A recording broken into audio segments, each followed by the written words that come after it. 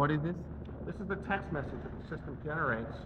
Okay. And I've got to figure out how to get Android to project on a wall. That's one of my, I couldn't figure it out after a couple days, but when I do, I will.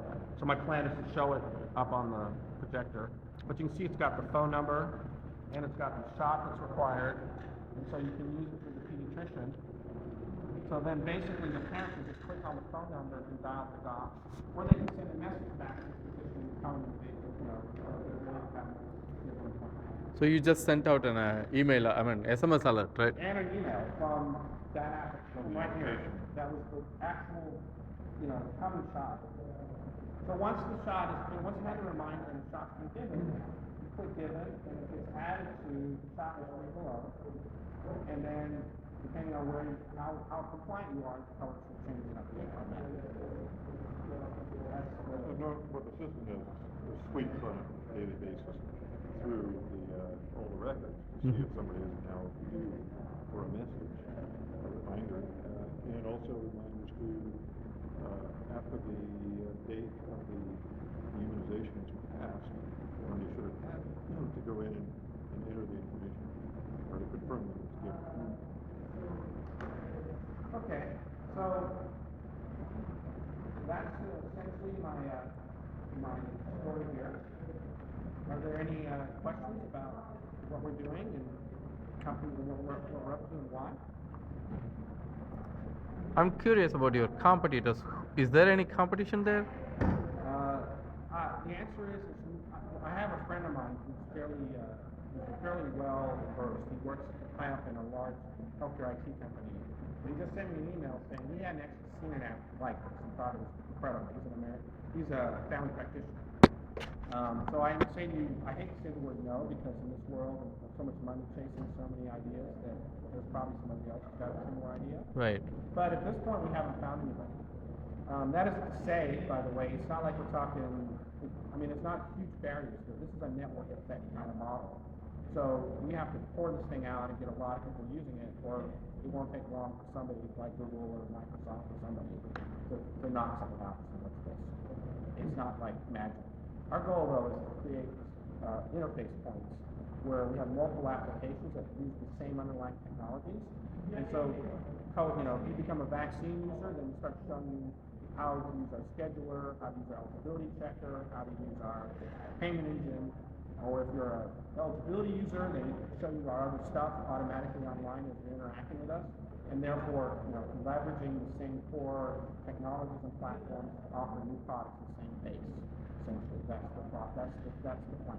So mostly you are targeting the parents for the just born. Well, but the reason that we're doing that is because, again, going back to that whole doctor problem, it's like, how do you bring physicians to the table given all of these, given a bunch of psychological and economic issues, it's hard to bring docs to the table for solutions. So our thinking is if we can get a bunch of consumers who find value in this process and start using the products, that sort of forces the other side of the table because we represent an aggregate, a group of people who have both using the tool and have shown an interest in using the technologies appropriately. That's our thing. It's still early, so is that perfect? No, that's our strategy. And insurance companies, they don't bother about these things, right? They don't give you any alert. They care about the metrics, but they don't care about the how. In other words, vaccines are, an example of vaccine rates are, how these people get paid is actually dependent on certain specific health measures. And one of them is the vaccination rates of children, is one of the measures. But they don't actually tell the physicians, like, here's a set of tools and here's how you do it. They just simply say, if you're below a certain percentage, we're just going to cut your payment by a certain amount of money, and it's your problem. Get them vaccinated. That's all we care about. So in that sense, they need something more than just, a condition or a hope. They need some tools. I didn't understand what you're saying. You're saying physicians, if they don't vaccinate enough, then the insurance companies do something? They have a portion of their reimbursement is predicated on meeting specific health measures for populations. So again, in the past it's been bonus driven. So they get 2 to 10% more money at the end of the year when the insurance company goes through and says, okay, how many people did check for diabetes, how many kids got vaccinated? There's a series of scores, and then at the end of the year they say, okay. In a way, that's counterintuitive. Because that increases their short-term costs, right? Because they have to reimburse, don't they? Well, no, not specific, I mean, yes and no. I mean, the thinking is that health and wellness, these are health and wellness measures. So the idea is that encouraging healthy population should lower your aggregate costs. So yes, specifically for the work, you have to pay a little more, but in their heads, they're thinking about avoidance of infectious diseases.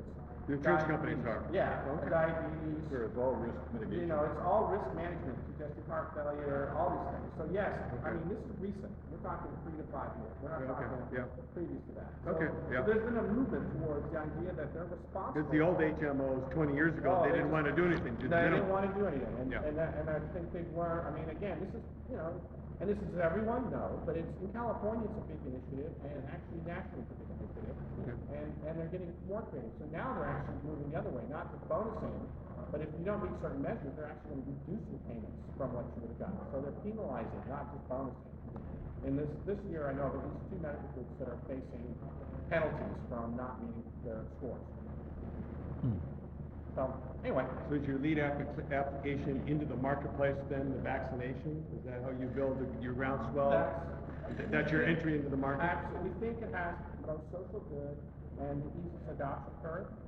So therefore, yes, that's our thinking is that we'll use it as a way to evangelize and build what we talk about and show the technology in place in a fairly clean example. And then would you have that going with consumers, then you would get the medical professions or insurance companies to use it, and then once you have them Endorse using it. that, then you sell your other applications. Exactly. Endorse it, show the value of it. We actually have another interface for the docs to simplify the management of the reminder, who's been reminded, where they've been reminded, what shots am I going to give.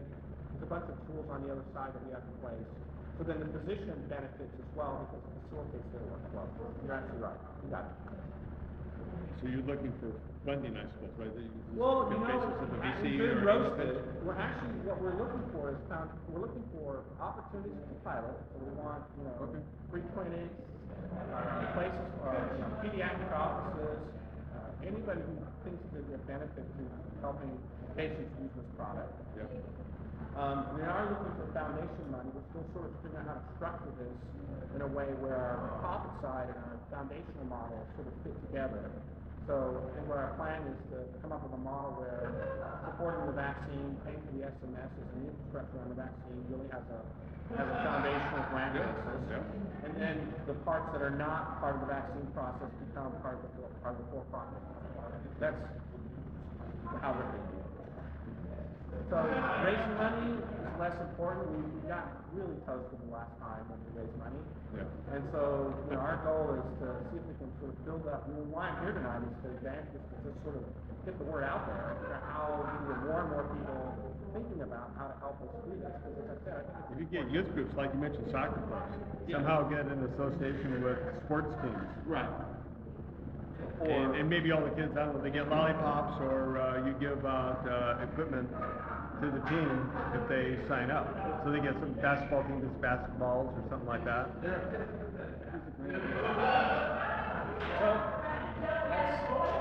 that's pretty much what we're doing. I still got to work on a few things here, but that's the gist of it. Great.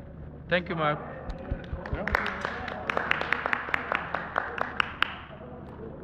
So, Mike, next, you want to... Oh, actually, the thing is the business plan is pretty much in flux right now. We're actually talking to a bunch of first-time donors, so I'd rather not do a presentation until I get a meeting. Actually, my business partners are driving up San Francisco right now to pick up a truck to get some equipment right now, so I need to talk to them later on. So I'll talk to you tonight.